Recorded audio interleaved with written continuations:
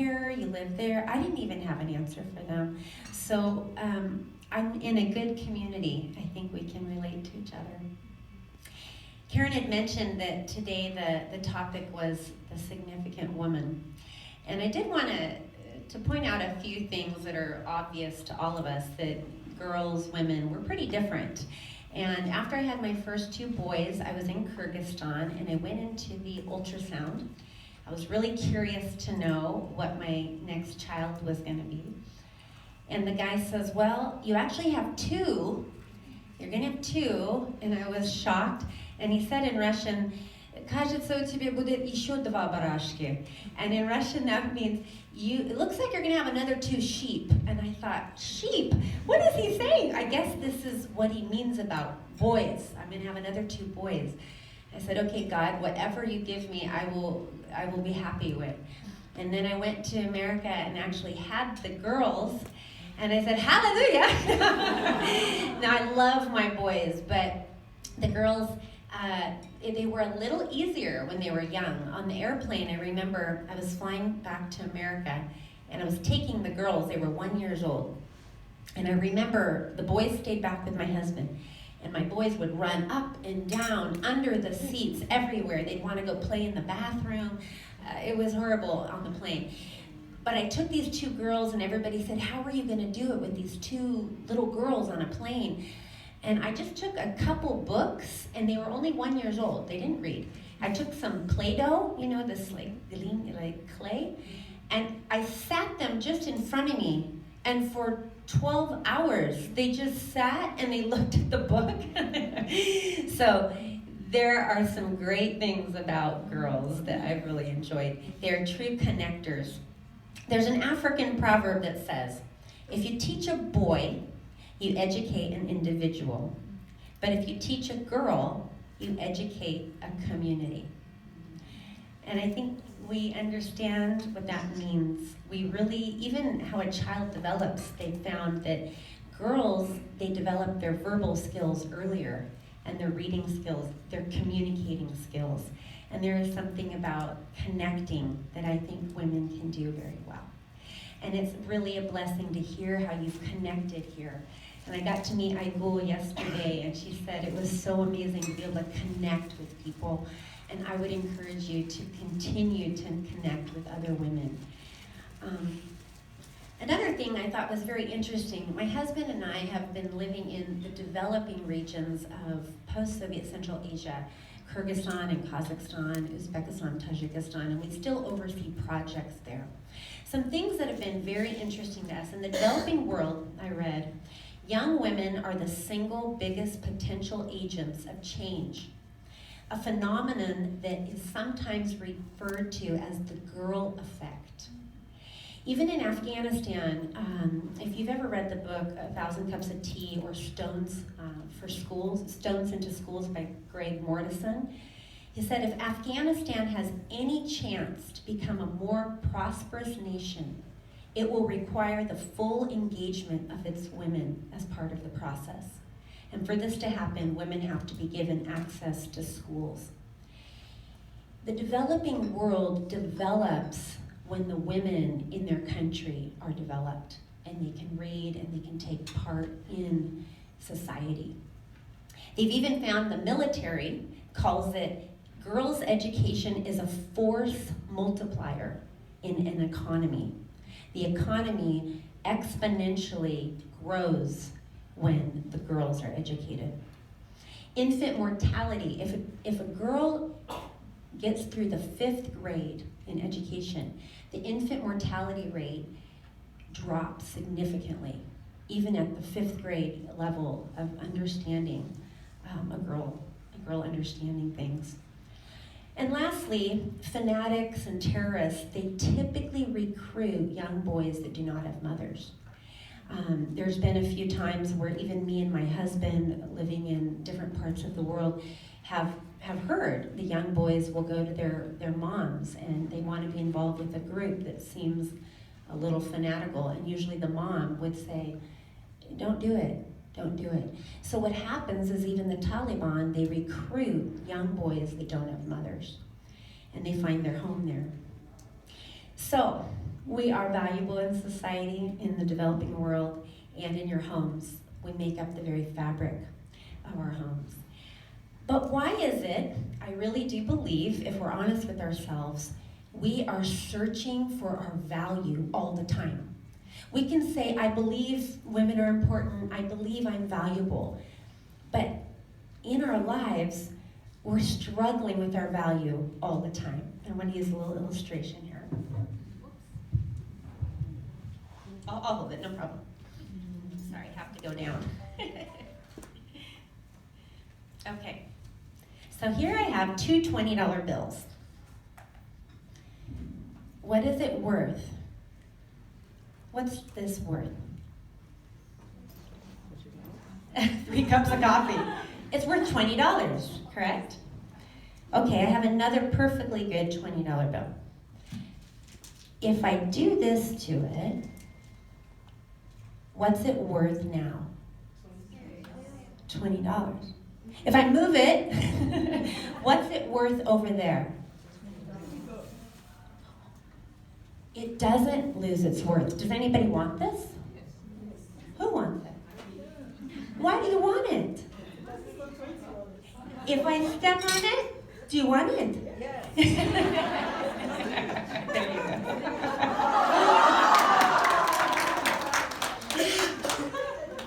I will say, when you transition in life, I have done this, and every time I wake up and I think, who am I here?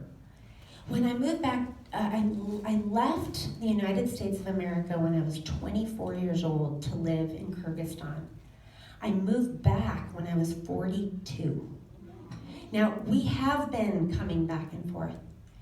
Every single time I wake up and say, I'm nobody in California. I used to lead a big company in Azerbaijan. I owned a coffee shop. We imported coffee. We worked with anti-corruption. We were in the embassy. One time this lady said to me, what you're doing through this business is so much more influential than what our entire embassy is trying to do in Baku. And I was so excited. I was so proud. I felt so valuable. I felt like $1 million. But what happens? I move from there. Nobody knows me. Nobody knows me in California. I gotta try to make friends again. I gotta try to make my life again. I don't even understand certain things. One day my daughter came back from school and she said, Mom, what's asphalt? They tell us to go meet on the asphalt. And I thought, I haven't even taught my kids the words. They don't even know some of the English words. And so they're having a hard time. Sometimes we feel crumbled up. Sometimes we feel stepped on. And sometimes we are not completely accepted. In Kyrgyzstan, very accepting people. I felt very loved there. But when I moved to Azerbaijan, the people were so hot, so hot.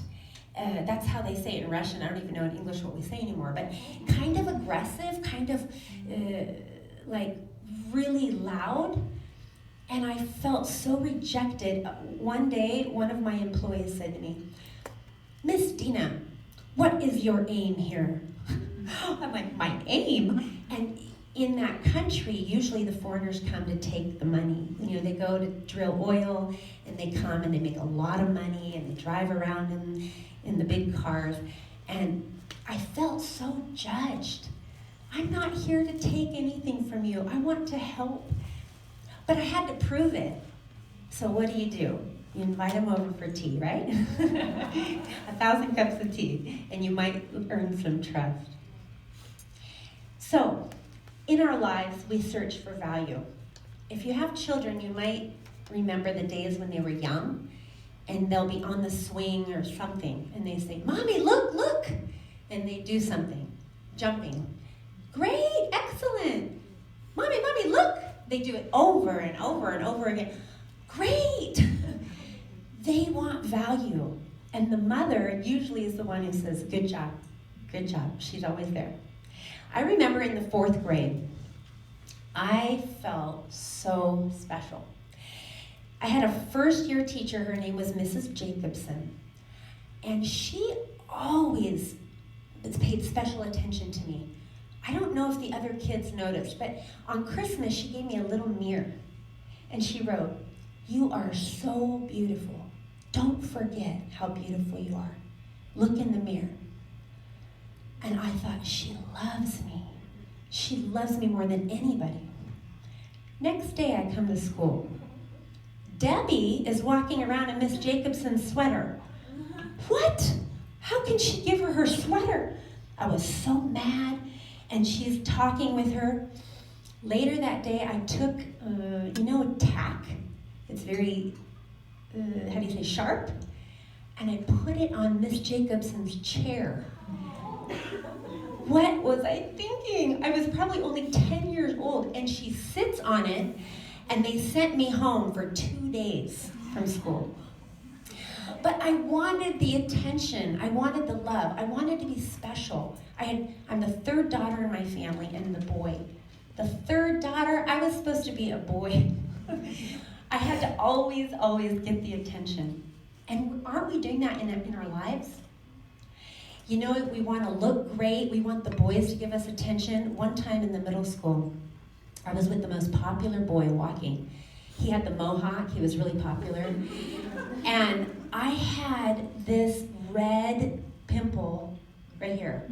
And I'm trying to look like this so he doesn't see it, big red. And I'm talking to him. I'm trying to talk to him. He says, "Hey, Rudolph.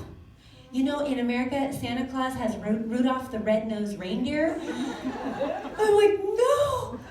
I called my mom. I said, "Come get me now." I didn't want to be ugly. So our whole life, we're running and running and running. And in college, we're wondering, our big fear, will anybody want to marry me? Will anybody want to hire me? And will I be significant at all? I don't know what your story is, but I would say possibly there's something like that has happened to you. And I want to show a little bit of an illustration of what God thinks of us. So we are created as a beautiful, beautiful treasure. This is my treasure chest.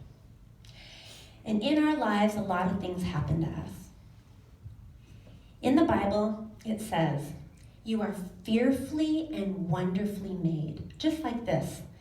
A woman sat down probably and sewed every little piece of this. It's beautiful. It's wonderfully made.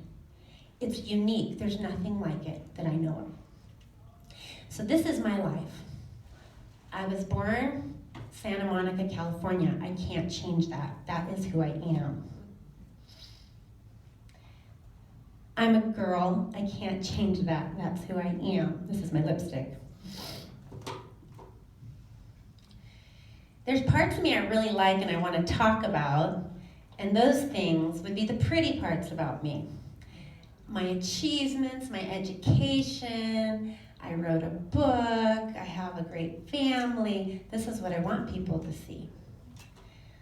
But then I also have my secrets. The parts you don't want people to see. Some of us have some ailments. Maybe our health is not so great. Maybe it is. That's a part of who I am. I got a lot of headaches in my life. Here's Advil. Those are some of my own problems. And it goes on and on. How I use my time. How I see the world. We all are treasures, and everything that's happened to you makes you who you are. The good and the bad and the ugly. I've made a lot of mistakes. It's a miracle I'm married to a man, one man, and not all over the place with other people. Like, God saved me from bad habits that I had when I was younger. I made lots of mistakes. I've lost a child after my first boy. That's a part of who I am. It's a broken part of who I am. But what does he do with this treasure? He uses it. There is nobody like me, and there's nobody like you. You see the world and you live in this world in a very unique way. God wants to use you, specifically you, because you have a makeup that nobody else has. One of my neighbors, we moved to California 7 years ago, and I made a comment one time that I actually should have 5 children, but I lost 1.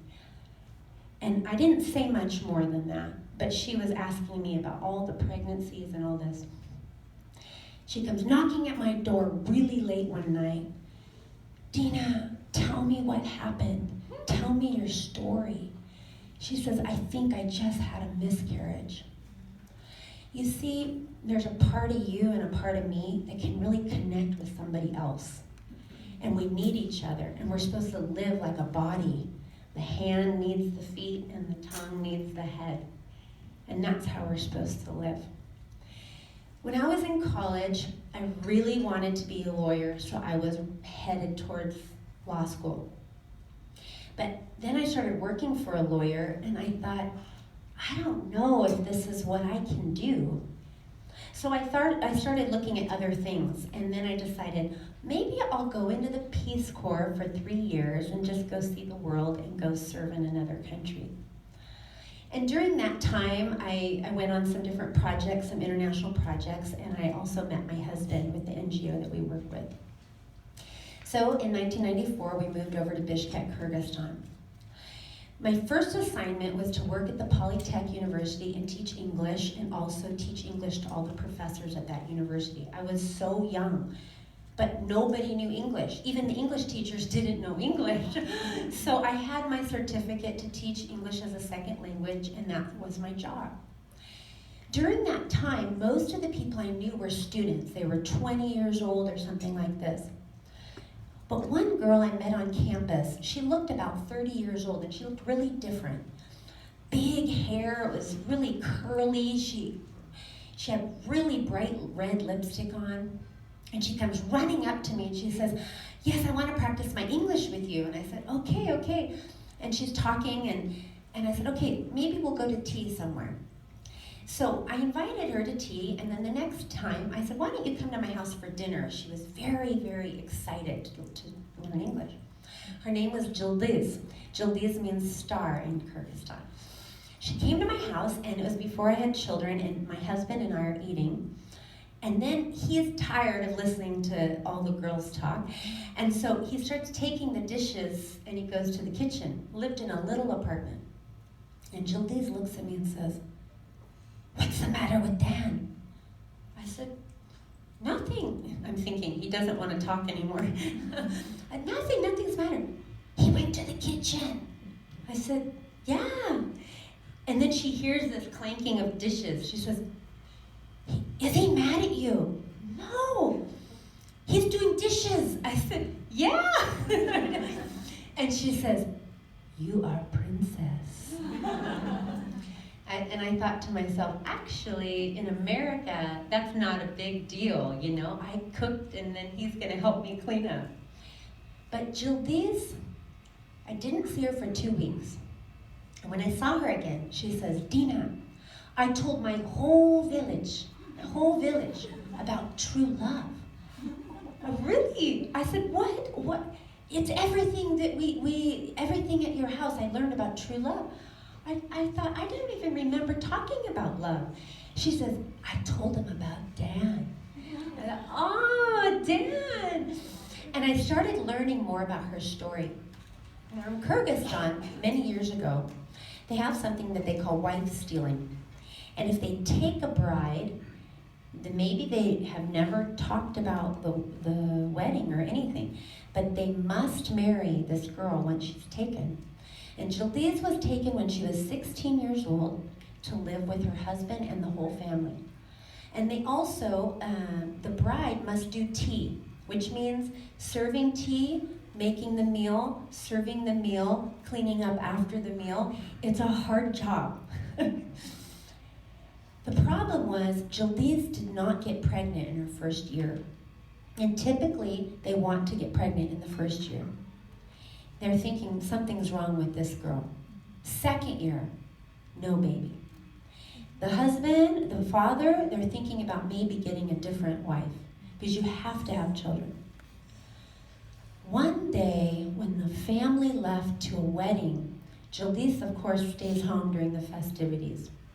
The father-in-law also stayed home. And this time, he took advantage of Jalise, and he said, "You are my property in my home, and I can do what I want." And Jalise got pregnant by the father-in-law. When it was time to have the baby, she goes into the birthing house, has the baby. They show her the little baby girl, and they take the baby away. And then the next day, they don't bring the baby. And she's like, "Where's my baby?" "Yeah, don't worry, don't worry." Third day, "Where's the baby?" "Don't worry, don't worry." The next day, she's supposed to leave. It turns out her husband had come to the hospital, had taken the baby, and thrown the baby in the dumpster behind the hospital to her death. And he said, "Jalise, this is a sacrifice for your sin. This was not my baby." Jalise cannot run away to her family because they will be shamed if she goes back. So Jalise comes to the capital city of Bishkek, and she's trying to make a life and ends up with some international men, and that's how she is surviving, and renting a room from an older grandmother. The day I met Jalise, she was trying to learn English because she was trying to leave her situation. She wanted to get a job with an international company and leave her situation. Jalise was like the $20 bill smashed. She didn't feel like she had value, so she threw herself into another horrible situation. And it was my great privilege to take her into our home and to say, "You are valuable." And I am no saint. I went to Kyrgyzstan just because we were interested in maybe helping in a developing country. But I had the greatest reward. She became my closest friend. And she later came home with a newspaper and said, "Dina, look at this newspaper. There's an article about a girl who tried to kill herself because she also got raped and she didn't know what to do with the baby. But she says, if somebody takes care of me until I have the baby, I will give that person the baby." I said, "I don't think that we can do that by law." She says, "Well, in our country, if somebody leaves a baby at your doorstep, you just call the police, or you can have the baby." I called the embassy. I said, "Nah, that's not going to work for you." But anyway, we also took in this girl, Aida. And Aida had her baby, and we sent her back to her village. And to be honest, I don't know what happened to her after that. I don't know if her family received her or not. The reason I'm telling you this is because each one of you has a sphere of influence that I can't touch and I will never see. You have your sphere, I have my sphere. And God has made you special, and He's made you unique. And there is no coincidence that you have those relationships. You are a treasure. Don't bury your treasure. In January, typically, this is the time of the year people make New Year's resolutions. True? I don't know about other countries, but in America, we make New Year's resolutions. And at the fitness centers, they get really busy because in January, people want to get fit and they start exercising. People are trying to improve themselves. What I would like to propose to you is not asking, what can I do to better myself, but rather, what can I do to better the people around me? Our nature is to be a life preserver, a life saver. We try to survive, and we get insulated. We don't want to take risks because that might risk my life. But in reality, a person devoted to themselves at the end of their life, all they have to show is themselves. But somebody that's devoted to something bigger than themselves, at the end of their life, there's something to show bigger than themselves. You know, Jesus said, if you want to lose your, I better, let me read this one. If you try to hang on, this is a little bit ad-lib. If you try to hang on to your life, you will lose it. But if you give up your life for my name's sake and for the sake of the good news, you will save it. He also says in a proverb, he gave talents, 1 talent to one guy, 5 talents to another guy. And he said, go use this talent and multiply it. One guy took his talent and he buried it underground. And the other guys went and multiplied their talents. And when the owner came back in this proverb, he says to the guy who buried his talent, go away from me. Everything you have, you will lose. But the one that used their talent and their treasure, I will multiply. You are significant women. You are valuable, much more valuable than $20. You have so many gifts. You have such a platform as a diplomatic wife or a diplomat yourself working for the UN, being in New York, whatever your connection is. It's unique and it's special. You're here maybe 2 years, maybe 3, maybe 15. Multiply yourself. You might not be able to save the world, but you can save one. You know, a Jewish proverb, save one and you save the world.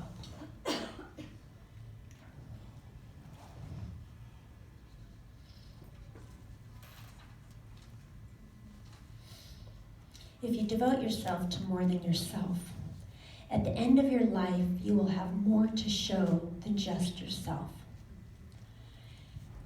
Don't keep it about yourself, and don't have empty religion. What's empty religion? It's devotion with no motion. Move. Take a step and do for one what you wish you could do for 1,000. Your life has great value and great meaning. And the last verse, one of my favorite verses in the Holy Scriptures, is Ephesians 2:10. He has gone before you and created great works for you to walk into. You don't even have to create it. Just take a step of faith and go forward. Connect with people, reach out to people, and do for one what you wish you could do for 1,000. I want to encourage you in my last little moment, get involved with Christian Embassy because I see there's something beautiful here. You might only have a month left, you might have 2 months left, you might have a year, but go deep and make your life